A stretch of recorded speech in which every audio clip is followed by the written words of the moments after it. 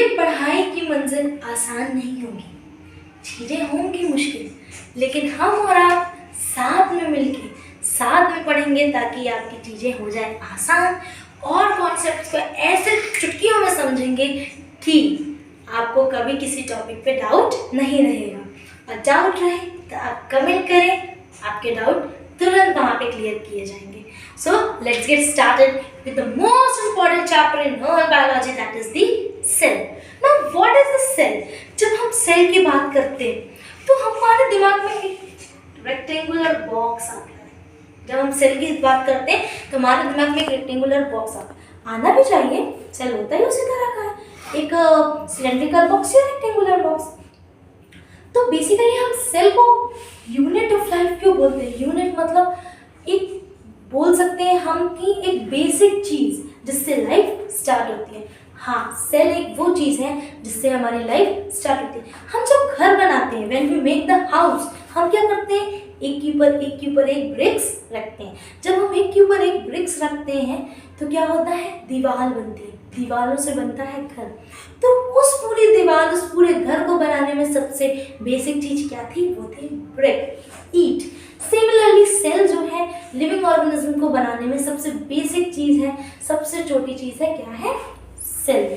So cell is the unit of life. सबसे छोटी चीज़ है लाइफ की, लाइफ वहीं से स्टार्ट हुई है और सारे लिविंग ऑर्गेनिज्म बने हैं सेल से। अब ये सेल आखिर ढूंढा किसने? कैसे पता चला सेल क्या है, कहाँ से आया? सबसे पहले साइंटिस्ट, अगर सेल की बात हो रही है, रॉबर्ट हुक की बात ना हो ऐसा हो ही नहीं सकता। सबसे पहले साइंटिस्ट है रॉबर्ट हुक। रॉबर्ट हुक ने सेल को डिस्कवर किया। अब यहाँ पे दो चीज़ों में लोगों को कंफ्यूजन रहेगी। देखो, रॉबर्ट हुक ने जो सेल डिस्कवर किया था वो सेल था डेड सेल, मतलब उस सेल वो एक लिविंग ऑर्गेनिज्म का सेल नहीं था। लेकिन जो अनदर साइंटिस्ट है ल्यूवेनहुक, एंटनी वैन ल्यूवेनहुक, उन्होंने डिस्कवर किया है लिविंग सेल। बट अगर जनरली आपसे पूछा जाए हु डिस्कवर्ड द सेल, तो हम बोलेंगे रॉबर्ट हुक। लेकिन अगर आपसे पूछा जाए who discovered the living cell, first living cell, तब आप आंसर देंगे एंटनी वैन ल्यूवेनहुक। तो रॉबर्ट हुक ने एक डेड सेल डिस्कवर किया था। उन्होंने क्या देखा था? एक कॉर्क, प्लांट का कॉर्क। कॉर्क मतलब वो आगे का स्टेम का जो आगे वाला हिस्सा होता है ना, हम उसको कॉर्क कहते हैं। तो जो कॉर्क है, उस कॉर्क में से उन्होंने एक सेल निकाला और उस सेल को अपने सेल्फ डिजाइन माइक्रोस्कोप मतलब खुद से बनाया हुआ माइक्रोस्कोप, उतना एडवांस नहीं था वो माइक्रोस्कोप, तो उस सेल्फ डिजाइन माइक्रोस्कोप में उन्होंने उस कॉर्क को ऑब्जर्व किया। और कॉर्क किस प्लांट का था?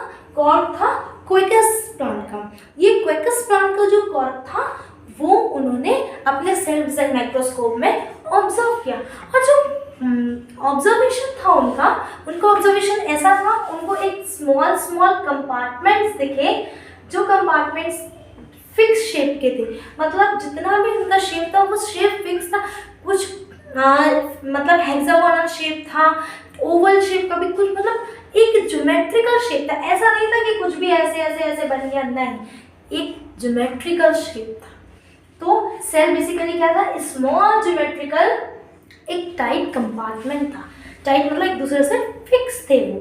और सिंस ये स्मॉल कंपार्टमेंट था तो उन्होंने इसको नाम दिया सेल। लैटिन में स्मॉल कंपार्टमेंट को हम सेल बोलते हैं। तो वहाँ से ये सेल नेम ओरिजिनेट हुआ है और आज भी सेल वर्ड का यूज़ हम लोग करते हैं। ये जो कॉर्क थी डेड प्लांट की, वो डेड थी, डेड टिश्यू था। तो ये जो डेड टिश्यू था ना, तो उन्होंने जो डेड सेल ऑब्जर्व किया तो उसके अंदर कुछ फिल है, जो भी है वो सब कुछ भी ऑब्जर्व नहीं कर पाए। उन्होंने एक कोटिंग ऑब्जर्व की, यहाँ पे सेल के बाहर एक थिक कोटिंग ऑब्जर्व की, जिसकी वजह से उनको सेल पूरा खाली दिखा, एक टाइट कंपार्टमेंट दिखा। वो कोटिंग थी सुब्रेन की। The second name in the discovery of the cell is Anton van Leeuwenhoek. Anton van Leeuwenhoek has discovered the living cell in the pond. उन्होंने pond में एक living cell का discovery किया था। Then next was the Robert Brown. Suppose this is a cell. Okay. In this cell there is a central base nucleus and this nucleus was discovered by the Robert Brown. So Robert Brown discovered the nucleus. Next was Schleiden and Schwann.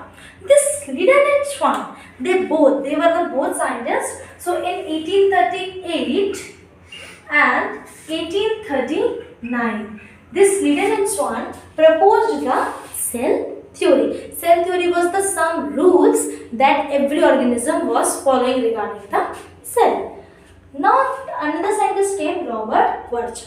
This Robert Virchow, whatever the cell theory was proposed by the Schleiden and Schwann, the Robert Virchow has given one additional statement in that cell theory, and that edited cell theory is called modern cell theory. So now what we are studying is modern cell theory. Schleiden and Schwann proposed the cell theory, the Robert Virchow added in that cell theory, and it is called as a modern cell theory.